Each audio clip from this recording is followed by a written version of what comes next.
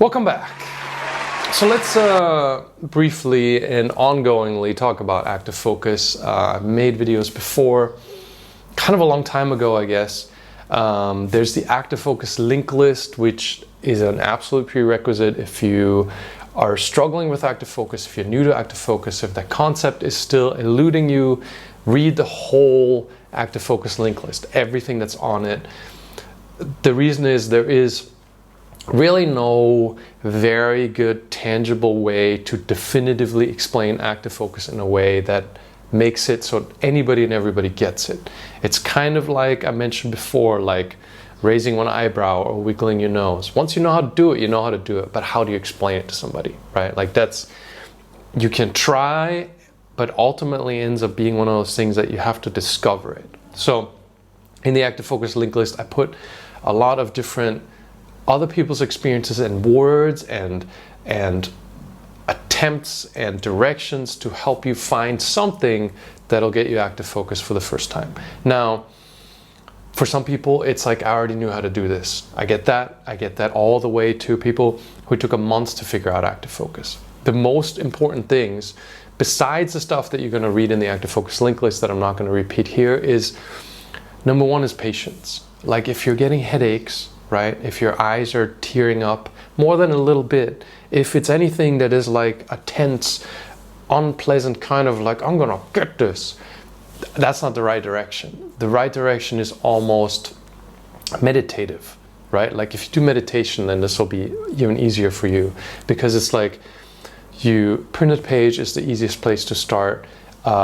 Naturally lit room, like having a window next to you is ideal. And then moving that page and breathing and just looking at the letters in a, I don't want to sound like a total hippie, but just kind of like appreciating the letters, appreciating the sharpness, the clarity, and then moving it away a little bit. It gets blurry, a little bit blurry, just a little bit blurry. You blink, you make a light blink, no forced anything. If you do meditation, think about your breathing and just take your time and like fully engage with being in the present, just reading the letters. And I know this is the most hippie thing video ever of all time, but just another way to look at it. Works for some, doesn't work for others. Best thing is to read the link list. I'm a big fan of combining the idea of relaxing, like kind of like meditation, and really like letting yourself engage with the text in front of you and your eyes. Like take your time, like let your eyes gaze at the text, let your eyes explore the text. I mean, just close the door and turn off the ringer on your phone and plan to spend 30 minutes not getting active focus, but just looking at text, right? Like looking at the nuances of what kind of font is it? You know what I mean? Like, and I like printed page the best. You can absolutely do active focus with screens, and in most of real life scenarios, you're going to be using screens for most of active focus. But if you can't find it, if you're struggling with it, sitting in a quiet room with a nice book or like printed on nice paper with nice font, and just look at the lines of the font, right? Like at a distance that you can see clearly, and then move it back a little bit where the same font that you appreciated clearly has a little bit of blur, and then blink and then see if your visual cortex will clear up that bit of blur. You know, like the R has a little swoop on it. Check out the swoop.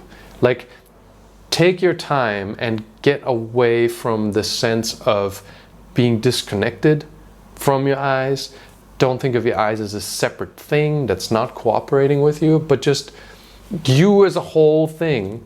Appreciate the printed word on that page and the details of it, right? Like it completely depends on what kind of person you are, because I am not really by nature a meditating kind of hippie fruity person, so it kind of pains me to use these words. And if I was watching this video and I was new to this whole channel, I'd be like, get the F out of here with that. But for a lot of people that are more in tune with themselves, that are less like I am, it can really be helpful to just put a bit of time aside. And if you do meditation, and make it like replace maybe a little bit of your meditation time just for that one day with similar practices, but appreciate the book, right? Like I mean, you could go all out and find a book that's printed on super nice paper and has super nice font, and really like take the time to appreciate the nuance, because that helps relax yourself, right? Like however we look at this, we can or cannot look at this in a hippie meditating yoga sort of fruity way, or we can look at it as it probably contributes to you relaxing and not forcing it. And the discovery of active focus really not being a thing you can force, but a thing that is a discovery, right? Like one time you blink and the text gets clear, and then you're like, oh, okay. And then once you did it once, the second time it'll be a little bit easier than the first time, right? And then you're gonna wonder, does tear fluid affect it? I get this question all the time. Yes, it does, absolutely. If your eyes are a little bit too dry, which most people's eyes are a little bit too dry because of our crappy just lifestyle and environments, having more tear fluid, not to the point where it drips out of your eye, but the amount you should actually have is gonna improve your acuity. That's fine. Don't discount it, don't judge it. You're getting more acuity, it counts.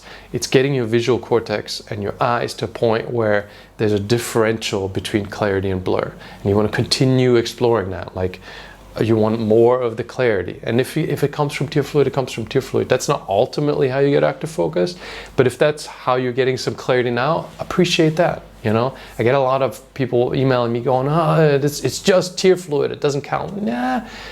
Technically, maybe not, but it does in the fact that you're experiencing increasing clarity, which is the direction you want to go. And eventually you're going to find it with just blinking and your tear fluid not changing. So other common questions are, I can only hold it for a second. That's perfectly normal. That is active focus. That is how it works.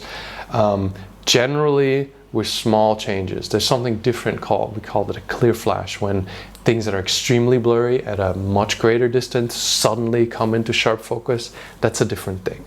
Like that's also useful, that's also stimulus, that's also things we discussed elsewhere, but it's not the same as you sitting in front of a computer and all day long maintaining the distance where you're near the edge of blur. Like you're staying where the text is still clear, but there's a little bit of a hint of blur, right? And it becomes a habit where you just kind of move back a little bit, just by habit, you blink, you clear the text up, you continue working, and that keeps helping reduce ciliary spasm, keeps helping reduce all the negative effects of close-up to where you can do a fair amount of close-up with relatively minimal repercussions as long as you get outdoor time. Right? So you get a little bit of that active focus, a moment, a second, you can't hold it, and then people go, okay, it doesn't work on every blink. Also perfectly normal. It doesn't work on every blink in the beginning. It's something that you build towards getting to a point where it's very simple and completely easily reproducible, and you barely need a blink to get active focus, right? But really important is the beginning, I think, is like not getting yourself in a place where you're tense, because then if you can't find it, then the next time you're more tense, and then you're more tense, and then doubt starts creeping in your head, and then you're like, oh, I can't do this. Is this real? That's not the direction you want to go. So if you have any inclination to knowing how to relax yourself and knowing how to take that space, right? Like where you're not distracted, where you're not thinking about other stuff, where the phone's not ringing, where you're not checking messages on your phone. You just close the screen, you get a nice book, you sit in a comfortable chair, right, next to the window, and you're relaxed and you feel good and you have time and nobody's interrupting you, and then you're just looking at the text like some kind of connoisseur of fine fonts and fine paper, right? It helps. I mean, if you're into this stuff, you'll get it, but it really makes a difference to start off in the right direction, as opposed to going, I blinked so hard and I squeezed my eyes. The path you're heading to find active focus is going to be an unnecessarily more difficult one than if you take the relaxed way. And that's it. Read the active focus link list, take your time. There's a fair bit in the blog about it, because it's kind of the first main, probably the only tangible thing that you have to somehow figure out. If you want to leave comments on this video complaining that it's too long and rambly and I'm not giving you enough steps, whatever. I try, but this is as good as I can get it. And then yeah, continue asking your questions, because questions are cumulatively what leads me to these videos, trying to explain things that come up frequently and commonly that I then realize might be missing. So the feedback's always welcome. Subscribe to the channel if you like this video if you like it, and I'll see you in the next one. Meow, meow, meow, meow.